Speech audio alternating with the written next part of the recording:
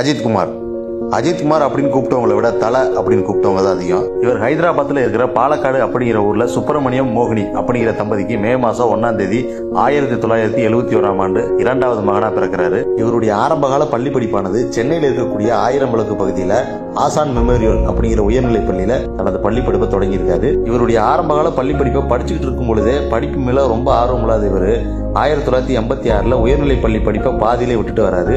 இவருடைய பெற்றோருடைய விருப்பத்தையும் எதிர்த்து பள்ளி படிப்பை பாதியிலே நிறுத்திக்கிறாரு. பள்ளி படிப்பை நிறுத்தின இவர் பைக் மெக்கானிக்கா வேலைக்கு சேர்றாரு. பைக்கு, காரு இதை ஓட்டுவதற்கு ஆர்வமா இருந்த இவரு தானாவே கத்துக்கிட்டு அதுக்கான உரிமமும் வாங்குறாரு. அது மட்டும் இல்லாம சிபிஎஸ்இ 5ஆம் வகுப்பு பாடத்திட்டத்துல இவரை பத்தின ஒரு பாடமே இருக்கு. அந்த அளவுக்கு பெருமை கொண்டவர். உலகத்திலே விமானம் ஓட்டுவதற்கு உரிமை வாங்கின ஒரே நடிகர் இவர் மட்டும்தான். திறமையா கார் ஓட்டுற நடிகர்கள் அஜித்குமார் 14வது இடத்துல பிடிச்சிருக்காரு. நம்ம இந்தியாவில முதல் இடத்துல இருக்காரு. இது வரைக்கும் 7 இரட்டை வேடங்கள் நடிச்சு மெகா கிட்டு கொடுத்திருக்காரு. அப்போ பைக் பந்தயம் தான் இவரோட தொழிலாவே இருந்திருக்கு. பைக் பந்தயத்துல கலந்துக்கிறதுக்காக பணம் தேவைப்படும் அப்படிங்கறதுக்காக சின்ன சின்ன விளம்பரங்களை நடிக்க ஆரம்பிச்சிருக்காரு அஜித்குமார். இவருடைய நடிப்பை பார்த்தா பல நிறுவனங்கள் இவர் நடிப்பதற்கு வாய்ப்புகளை அள்ளி கொடுக்குறாங்க.